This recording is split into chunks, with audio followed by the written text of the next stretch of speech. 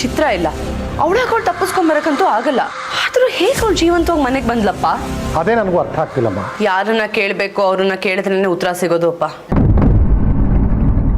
ಬೆಳ್ಳಿ, ನಿನ್ನೆ ನಿಮ್ಮ ಮನೆಗೆ ಬೆಂಕಿ ಬಿದ್ದಿತ್ತಲ್ವಾ? ಹೇಗೆ ತಪ್ಪಿಸ್ಕೊಂಡು ಬಂದೆ ಬೆಳ್ಳಿ? ನಿನ್ನನ್ನು ಯಾರು ಕಾಪಾಡಿದ್ರು? ಅದು ನನ್ನ ಕಾಪಾಡಿದ್ದು. ಹಾ, ಹೇಳು. ನಿಮ್ಗೆ ಅವತ್ತು ಹೇಳ್ದಾಗೆ ಚಿತ್ರ ಬಂಧನ ಬಿಡ್ಸ್ಕೊಂಡು ಬಂದೇ ಇಲ್ಲ, ಬರೋದಕ್ಕಾಗೋದು ಇಲ್ಲ. ನನ್ನ ಮಂತ್ರ ಶಕ್ತಿನ ತಡೆಯೋದಕ್ಕೆ ಅವಳಿಗೆ ಆಗೋದಿಲ್ಲ. ನಿಮ್ಗೆ ಇವತ್ತು ಅದನ್ನ ಗೊತ್ತು ಮಾಡಿಸ್ತೀನಿ. ಓಂ ರಾಮ್ ರೀಂ ಕ್ಲೀಂ.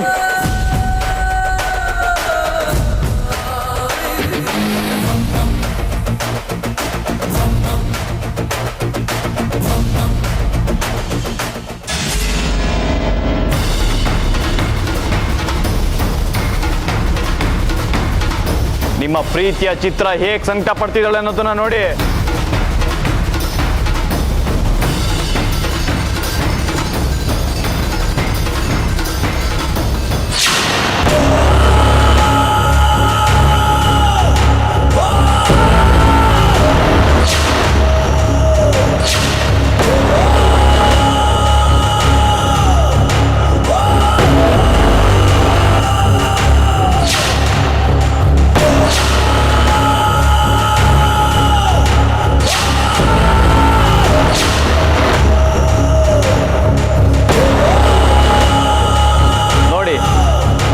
ಅನುಮಾನ ಇವಾಗಾದ್ರೂ ಬಗೆಹರಿತಾ?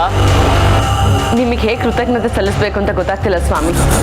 ನಿಮ್ಮಿಂದ ತುಂಬಾ ಉಪಕಾರ ಆಯ್ತು. ನಾನು ಪೂರ್ತಿಯಾಗಿ ಒಪ್ಕೊಂಡಿರೋ ಮೊದಲನೇ ಕೆಲಸನೇ ಇರ್ಬೋದು. ನನ್ನ ಪ್ರಾಣ ಒತ್ತೆ ಇಟ್ಟು ಈ ಕೆಲಸ ಪೂರ್ತಿ ಮಾಡ್ತಿದ್ದೀನಿ.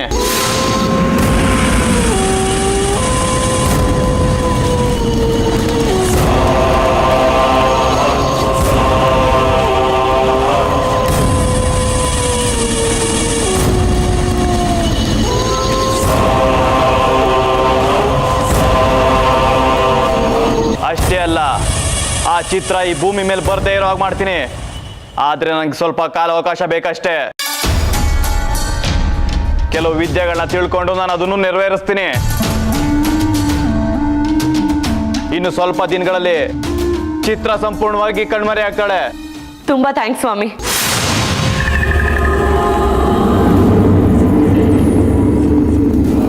ಸ್ಮಶಾನ ಏನೋ ಇದೆ. ಸ್ವಾಮೀಜಿ ಹೇಳಿರೋ ಪ್ರಕಾರ ಮರನೂ ಇದೆ ಇರ್ಬೋದಾ? ದೇವ್ರೆ, ನಂಗೇನು ಗೊತ್ತಿಲ್ಲ. ಇದೇ ಮರ ಇರ್ಬೇಕೇನೋ. ಚಿತ್ರಕ್ಕ ವಾಪಸ್ ಬರೋ ಹಾಗೆ ನೀನೇ ಅವ್ರನ್ನ ಕಾಪಾಡಬೇಕು. ಚಿತ್ರಕ್ಕ, ನಂಗೇನು ಗೊತ್ತಿಲ್ಲ. ಸ್ವಾಮಿಗಳು ಹೇಳಿದ್ರು ಅಂತ ಈ ಹಾಲನ್ನ ಇಲ್ಲಿ ಹಾಕ್ತಿದ್ದೀನಿ. ನೀವು ಬರ್ತೀರಾ ತಾನೆ? ಬೆಳ್ಳಿನ ಕಾಪಾಡ್ತೀರಾ ತಾನೆ?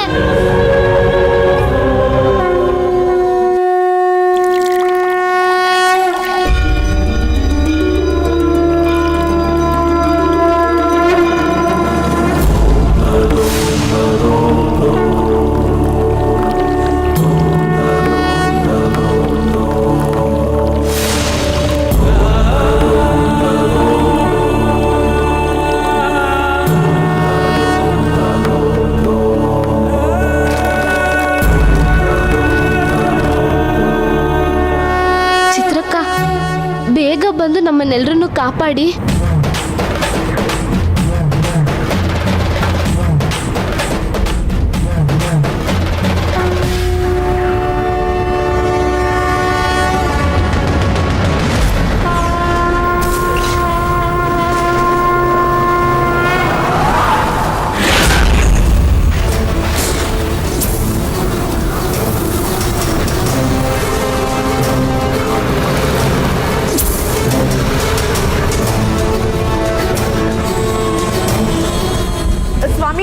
ಏನಿದೆಲ್ಲ? ನನಗೆ ಯಾಕೋ ಭಯ ಆಗ್ತಿದೆ. ಏನಿದೆಲ್ಲ? ಅಪಶಕುನ. ಏನೋ ತಪ್ಪಾಗಿದೆ, ಏನೋ ನಡೆದಿದೆ. ಚಿತ್ರ ಬಂಧನದಲ್ಲಿ ಇದ್ದಾಳೆ ಅಂದಮೇಲೆ ಯಾಕೆ ಗಾಳಿ ಎಲ್ಲ ಬರ್ತಿದೆ?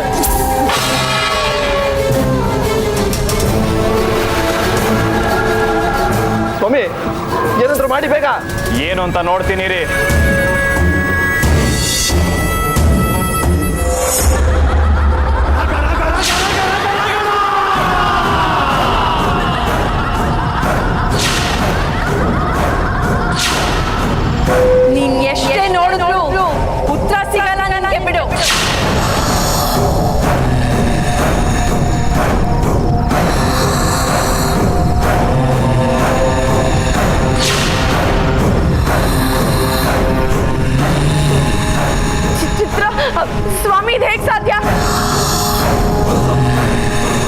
ಕ್ಷಣದಲ್ಲೇ ಚಿತ್ರ ಬಂಧನ ಬಿಡಿಸ್ಕೊಂಡು ಬಂದಿದ್ದಾಳೆ.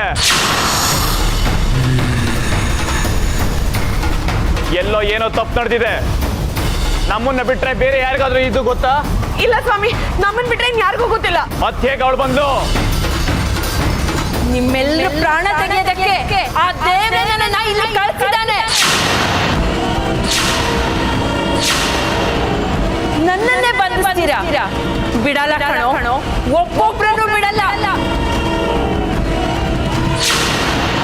ಇವತ್ತೇ ಸಾಯ್ತೀನಿ.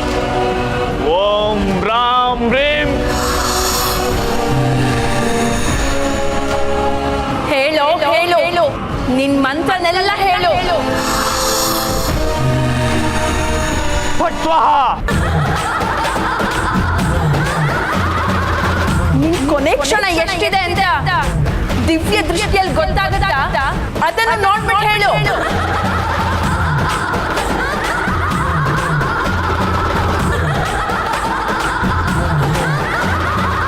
ಪಟ್ವಾಹ.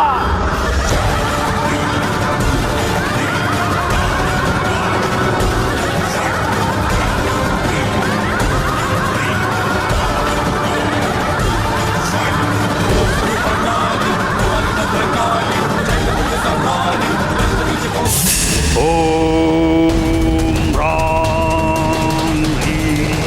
ಓಂ ರಾಮ್ ಹ್ರೀಂ ಹ್ರೈಂ. ಓಂ ರಾಮ್ ಹ್ರೀಂ ಹ್ರೈಂ. ನಿನ್ ಮಂತ್ರ ಶಕ್ತಿಯಿಂದ ನನ್ನನ್ನೇನು ಮಾಡಕ್ಕಾಗಲ್ಲ.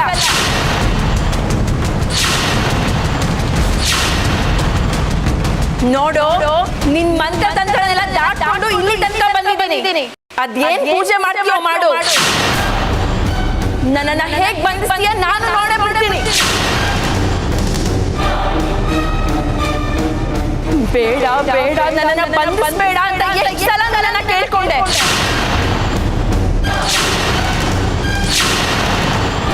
ಅವತ್ತು ನೀ ನನ್ನ ಮಾತು ಕೇಳಿದ್ರೆ ಇವತ್ತು ನಿನ್ ಪ್ರಾಣ ಉಳಿದಿರೋದು. ಅನ್ಯಾಯವಾಗಿ ಸಾಯ್ತಾ ಇದೆಯಲ್ಲ ಇವತ್ತು.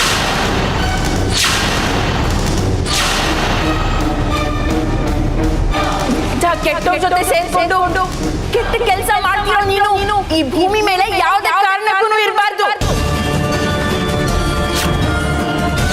ಸ್ವಾಮಿ, ಏನಿದೆಲ್ಲ? ನನಗೆ ತುಂಬಾ ಭಯ ಆಗ್ತದೆ.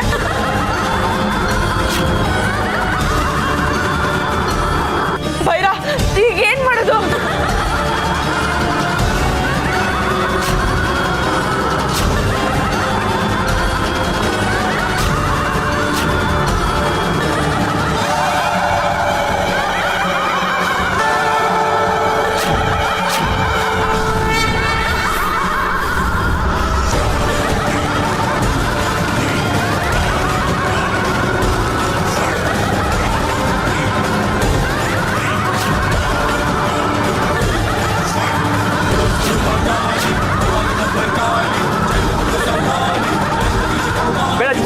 ಬಿಟ್ಬಿಡು.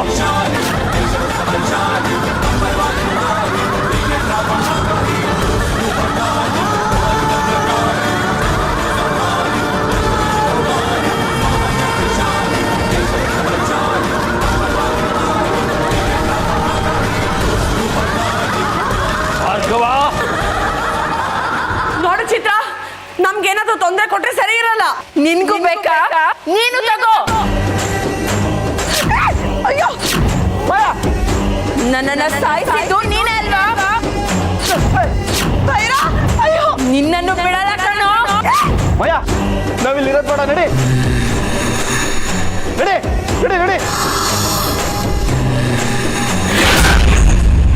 ಏನೋ ಆಗಿದೆ. ಏನಾಗಿದೆ?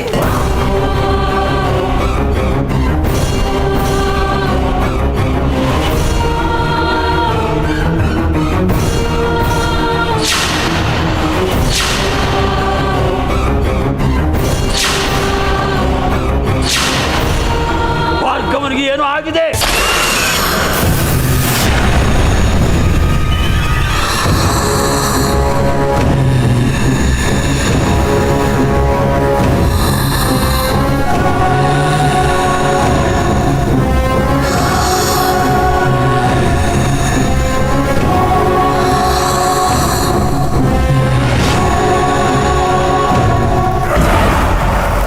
ದೈವಶಕ್ತಿ ಇರೋ ಆತ್ಮ ಬಿಡುಗಡೆ ಆಗಿದೆ, ಆದರೆ ಬಲಿ ಶತಸಿದ್ಧ.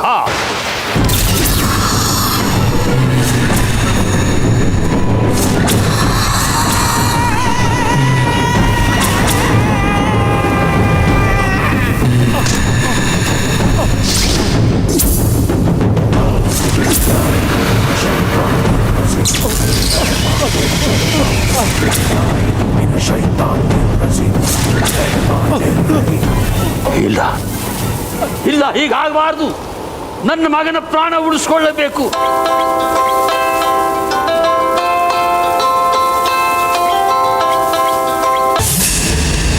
ಎಲ್ಲಿದ್ಯಾ ಭಾರ್ಗವ? ಅಪ್ಪ, ಭಾರ್ಗವ, ಚಿತ್ರ ಬಂಧನ ಬಿಡಿಸ್ಕೊಂಡು ನನ್ನ ಕೊಲ್ಲೋದಕ್ಕೆ ಅಂತ ಬರ್ತಾಳೆ. ನಾನು ತಪ್ಪಿಸ್ಕೊಂಡು ಯಾವುದೋ ರಸ್ತೆಯಲ್ಲಿ ಓಡ್ತಿದ್ದೀನಿ. ನೀವು ಹೇಳ್ಕೊಡಿದ ಅಷ್ಟು ಮಂತ್ರನ ಪ್ರಯೋಗ ಮಾಡ್ದಪ್ಪ, ಆದರೆ ಯಾವುದು ಪ್ರಯೋಜನಕ್ಕೆ ಬರ್ತಿಲ್ಲಪ್ಪ. ಅಪ್ಪ, ಚಿತ್ರ ಉಗ್ರ ರೂಪ ತಳಿ ನನ್ನ ಕೊಲ್ಲೋದು ಬರ್ತಿದ್ದಾಳಪ್ಪ. ನೀನು ಓಡ್ ಹೋಗೋದ್ರಿಂದ ಏನು ಪ್ರಯೋಜನ ಇಲ್ಲ ಭಾರ್ಗವ. ಕೇವಲ ಮಂತ್ರ ಶಕ್ತಿಯಿಂದ ಮಾತ್ರ ಅವನನ್ನು ಬಂಧಿಸಕ್ಕೆ ಸಾಧ್ಯ. ನಾನು ಹೇಳ್ಕೊಡೋ ಮಂತ್ರವನ್ನ ತಪ್ಪದೆ ಪ್ರತಿ ಸಲ ಹೇಳ್ತಾನೆ ಇರು. ಹೇಳಪ್ಪ ಬೇಗ. ಭೂತ ಭಾಷಾಯ ಭೂತ ವೇದಾಯ ಭೂತದಂಡಾಯ ನಮಃ, ಭೂತ ಕಾತ್ಯಾಯ ಭೂತಾಯ ಬದೆಯ ನಮಃ. ನಾನು ಹೇಳೋ ಮಂತ್ರವನ್ನು ಮತ್ತೆ ಮತ್ತೆ ಹೇಳ್ತಾ ಇರು. ನನ್ನ ಮಾತು ನಿನಗೆ ಕೇಳಿಸ್ತಾ ಇದೆಯಾ ಭಾರ್ಗವ? ಸರಿನಪ್ಪ, ಆಯ್ತಪ್ಪ, ಹೇಳ್ತೀನಪ್ಪ.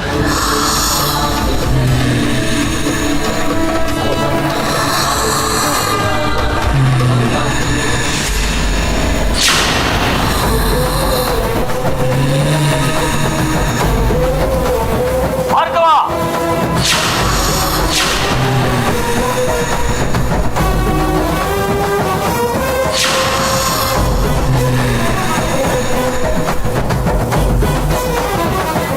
ಬೇಡ, ನನಗೇನು ಬೇಡ.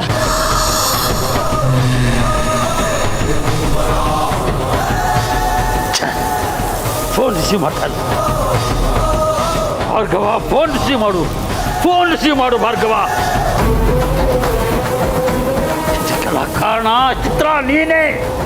ನಿನ್ನ ನಾನು ಸುಮ್ಮನೆ ಬಿಡಲ್ಲ ನಾನಿನ್ನ.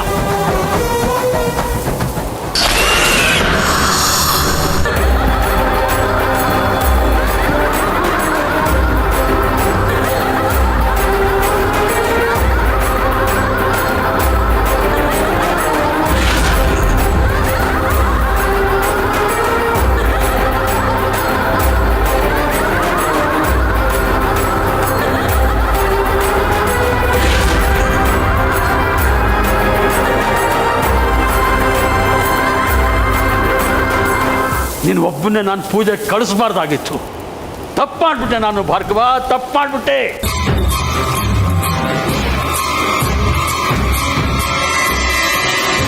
ನಿನ್ನ ಮಾತ ನಾನು ಯಾವುದೇ ಕಾರಣಕ್ಕೂ ಸುಮ್ಮನೆ ಬಿಡಲ್ವೋ.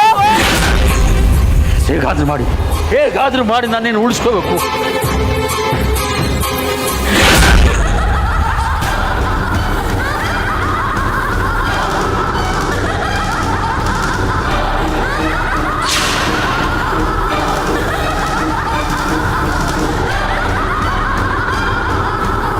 ಚಿತ್ರ, ನಾನೇನು ಮಾಡಬೇಡ, ದಯವಿಟ್ಟು ನಾನು ಬಿಟ್ಬಿಡು. ನಾನು ನಿನ್ನ ಇದೇ ರೀತಿ ಕೇಳ್ಕೊಂಡೆ, ನೆನ್ಪಿದ್ಯಾ? ಯಾಕೆ ಚಿತ್ರ ಹಿಂಸೆ ಕೊಡ್ತಿದ್ಯಾ? ನನ್ನ ನಾಡಿ ನನ್ನನ್ನು ಬಿಟ್ಬಿಡು. ಅವ್ನ ಮಾತು ಕೇಳ್ಕೊಂಡು ನನ್ನನ್ನ ಬಂಧಿಸ್ಬೇಡ, ನಾನು ಕೆಲವರನ್ನ ರಕ್ಷಿಸಬೇಕು ಅಂತ ಕೇಳ್ಕೊಂಡೆ. ಆಗ ನೀನ್ ಮಾಡಿದ್ದೇನು?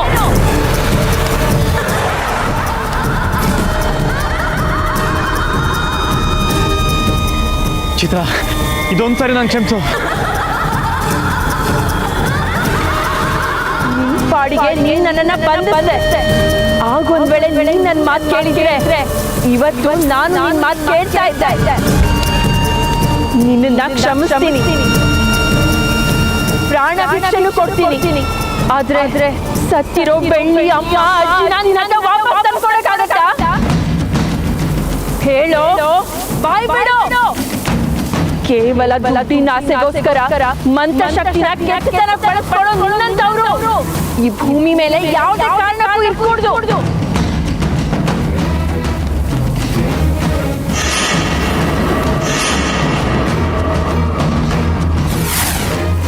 ಅಜ್ಜಿ ಅಮ್ಮನೂ ಇದೇ ಬಾವಿಗೆ ಬಿದ್ದು ಸತ್ತಿದ್ದು. ನೀನು ಅದೇ ರೀತಿ ಇದೇ ಬಾವಿಗೆ ಬಿದ್ದು ಸಾಯ್ಬೇಕು.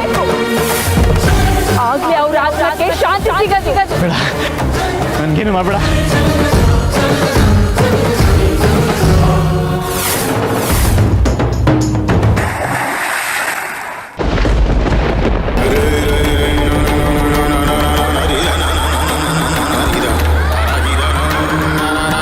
ಭಾರ್ಗವ ಭಾರ್ಗವ ಭಾರ್ಗವ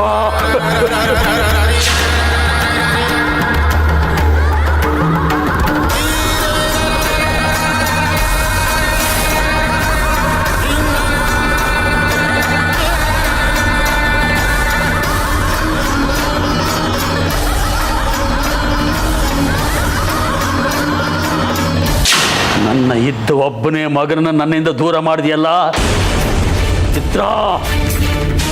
ನನ್ನ ಮಗನ ಸಾವಿಗೆ ನೀನೇ ಕಾರಣ. ನಿನ್ನನ್ನು ನಾನು ಸುಮ್ಮನೆ ಬಿಡಲ್ಲ.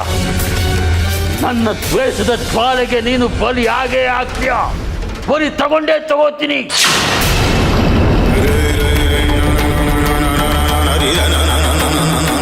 ನನ್ನ ಮಂತ್ರ ಶಕ್ತಿಯನ್ನು 106 ವಿದ್ಯೆಯನ್ನು ಕಲಿತು ಮತ್ತೆ ನಿನ್ನ ಹತ್ರ ಬರ್ತೀನಿ. ಖಂಡಿತ ಬರ್ತೀನಿ. ಖಂಡಿತ ನಿನ್ನನ್ನು ನಾಶ ಮಾಡೇ ಮಾಡ್ತೀನಿ. ಅಕ್ಕ ದೇವರ ಮೇಲಾಣೆ, ನಾನು ನಿನ್ನನ್ನು ಸುಮ್ಮನೆ ಬಿಡಲ್ಲ ಚಿತ್ರ. ಖಂಡಿತ ನಿನ್ನನ್ನು ನಾಶ ಮಾಡೇ ಮಾಡ್ತೀನಿ. ಇದು ಸತ್ಯ.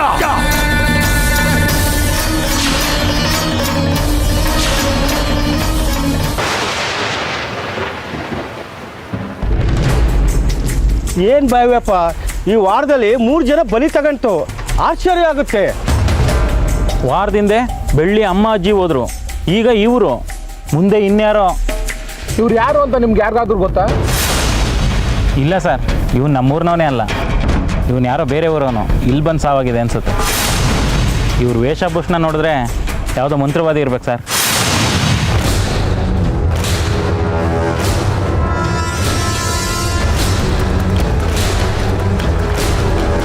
ಇವ್ರು ಯಾರು ಅಂತ ಹೆಂಗ್ ಕಂಡುಹಿಡಿಯೋದು?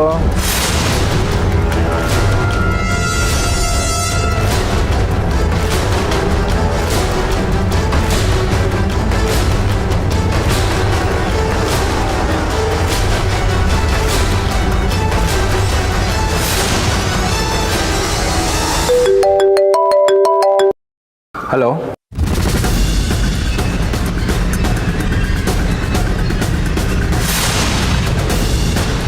ಏನು? ಅದೇ ಬಾವಿಲ? ಸರಿ, ನಾನು ಈಗಲೇ ಬರ್ತೀನಿ. ಅಪ್ಪ, ನೆನೆ ನಡೆದಿದ್ದು ನೆನೆಸ್ಕೊಂಡ್ರೆ ನಂಗೆ ತುಂಬ ಭಯ ಆಗ್ತದೆಪ್ಪ. ಭಾರ್ಗವ್ ಅವರು ಎಷ್ಟೆಲ್ಲ ಕಷ್ಟಪಟ್ಟು ಎಲ್ಲ ಕೆಲಸ ಮಾಡಿದ್ರು. ಆದರೆ ಹೇಗೆ ಎಲ್ಲ ಒಂದೇ ದಿವಸದಲ್ಲಿ ಹಾಳಾಗೋಯ್ತು ಅಂತ ನಂಗೆ ಗೊತ್ತಾಗ್ತಿಲ್ಲಪ್ಪ. ಭಾರ್ಗವ್ರಿಗೆ ಏನಾಯ್ತು ಅಂತ ನನಗೂ ಟೆನ್ಷನ್ ಆಗ್ತಿದೆ ಮಗಳೇ. ಫೋನ್ ಮಾಡಿದ್ರೆ ನಾಟ್ ರೀಚಬಲ್ ಅಂತ ಬರ್ತಾ ಇದೆ.